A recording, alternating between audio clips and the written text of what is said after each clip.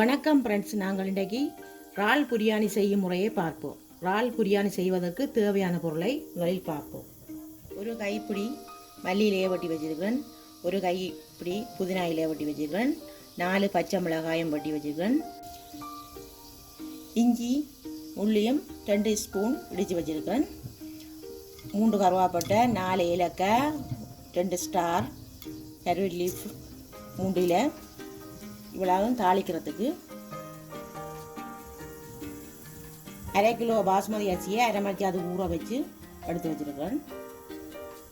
இறால் 1/2 கிலோ, உரிச்ச இறால் 1/2 கிலோ, அதுக்கு கொஞ்சம் உப்பும் 1 டீஸ்பூன் மஞ்சள் தூளும் போட்டு பிரட்டி போட்டு இனி அடுப்பில் அவிய வைக்கணும். அப்புறம் தேசிக்காய், பாதி தேசிக்காயை புளிஞ்சு வச்சுருக்கிறேன், உப்பு 2 டீஸ்பூன், தேங்காய் பால் 200 மில்லி,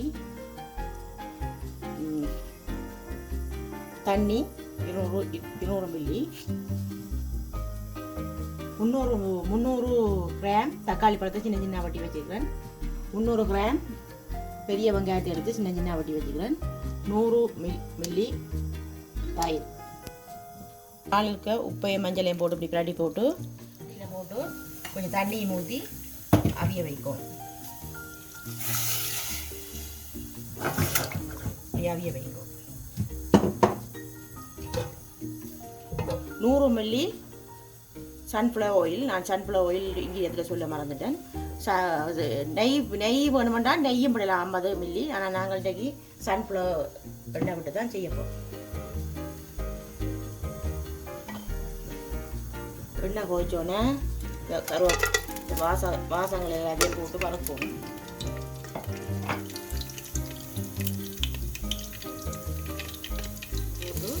வதக்குவோம்.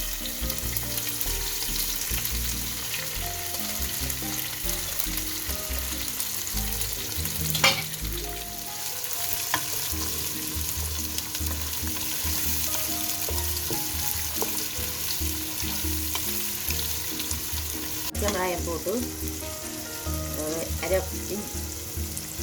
இஞ்சியும் உள்ளியும் பேசியும் போட்டு வதக்கணும்.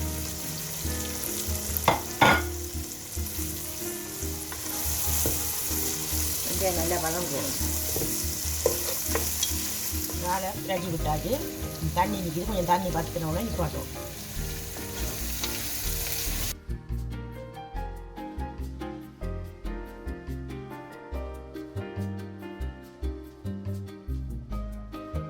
அரைவாசி மல்லியிலையும் அரைவாசி புதினாவையும் போட்டு வதக்கணும்.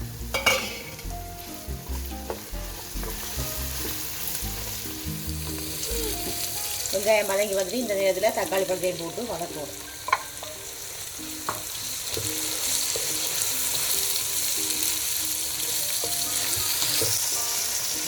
உப்பு 2 ஸ்பூன் போட்டு வதக்கணும். அப்போ தக்காளி பழம் நல்லா வதங்கிடும்.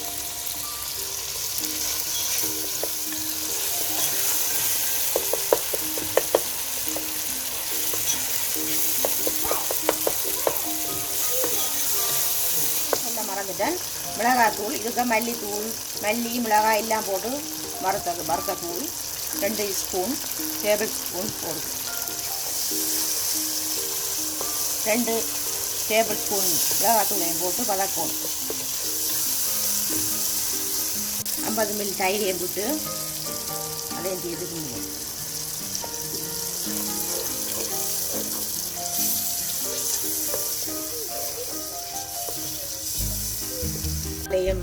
விட்டு அதோட 250 மில்லி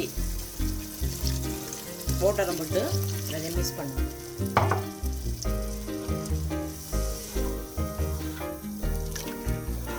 மிக்ஸ் பண்ணி போட்டு உப்பு காணுமோன்னு பாருங்க. உப்பு காணாட்டி நீங்கள் கொஞ்சம் சேர்க்கலாம்.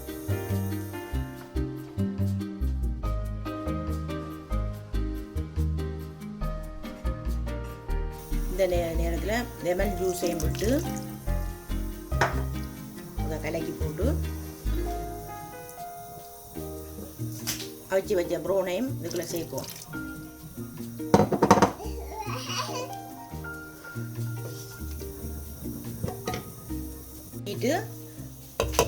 கொதி வந்தோடனே அரிசியை போடுவோம். வந்துட்டு இந்த ஸ்டேஜில் அரிசியை பாஸ்மதி அரிசியை ஊற வச்ச அரிசியை அதில் போட்டு கிண்டி போட்டு மூடிடுவோம்.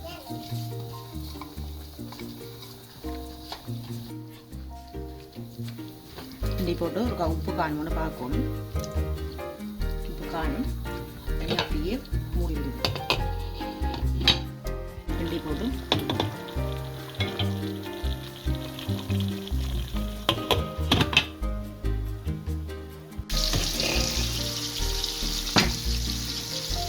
லைட்டாக அப்படி கிண்டுவோம். சாப்பிட்டீங்கன்னா உடஞ்சி போயிடுச்சு.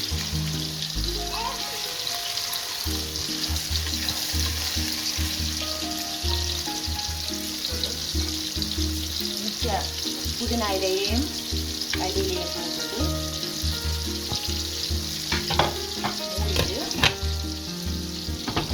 பழைய தோசைகளில் வச்சுட்டு தம் போட்டுட்டா சேர்த்து வச்சு தம் போடுவோம்.